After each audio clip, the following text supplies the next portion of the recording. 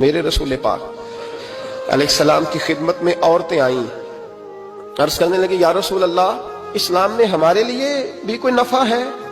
حضور نے فرمایا کیا ہوا؟ کہنے لگی حضور ہمیں تو نقصان ہی نقصان نظر آ رہا ہے اپنے حق میں۔ حضور بتلائیں اگر آپ کے دین میں کوئی خیر ہے تو ہم کلمہ پڑھیں فٹافٹ، باقی تو دنیا میں ہمیں اپنا نقصان ہی دکھائی دیتا ہے۔ یہ بھی امام طبرانی نے لکھا ہے، محبوب علیہ السلام نے فرمایا تم پہلے اپنی بات کرو، پوچھنا کیا چاہتی ہو؟ کہنے لگے یا رسول اللہ ایک تو ہم نے سنا ہے اسلام میں بھی ایک معاملہ یہ ہے کہ جن دنوں عورت ناپاک ہوتی ہے وہ نماز نہیں پڑھ سکتی، وہ روزہ نہیں رکھ سکتی۔ حضور یہ دینی نقصان ہوا، اور دو عورتوں کی گواہی ایک مرد کے برابر ہے۔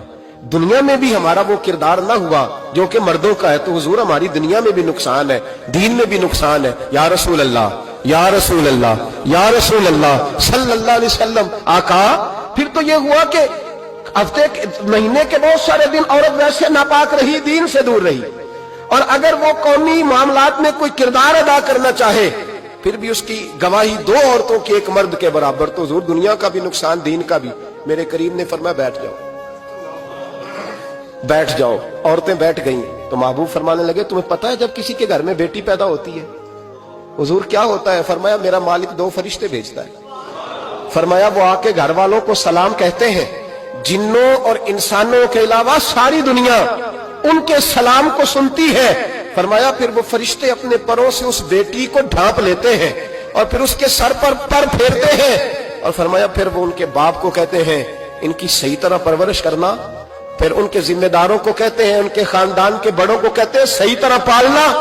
اگر تم ان کی یہ لفظ سنو میرے محبوب کے، حضور فرمانے لگے رب کے فرشتے کہتے ہیں اگر تم نے صحیح پرورش کر کے بیاہ دیا تو اللہ قیامت تک تمہاری مدد کرے گا۔ کس طرح؟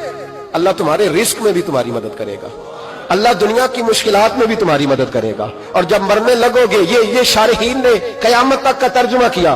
شارحین فرمانے لگے گویا حضور فرما رہے ہیں جب تم مرنے لگو گے بیٹی کی پرورش کرنے والوں تو رب کریم تمہیں کلمہ یاد کرا کے تمہاری مدد کرے گا، اور نکیرین کے سوالات قبر میں آسان کر کے تمہاری مدد کرے گا، اور قبر میں جنت کی کھڑکی کھول کے تمہاری مدد کرے گا، میزان عمل پر تمہارے عملوں کا وزن زیادہ کرا کے اللہ تمہاری مدد کرے گا، پل صراط پہ تمہیں آسانی سے گزار کے تمہاری مدد کرے گا۔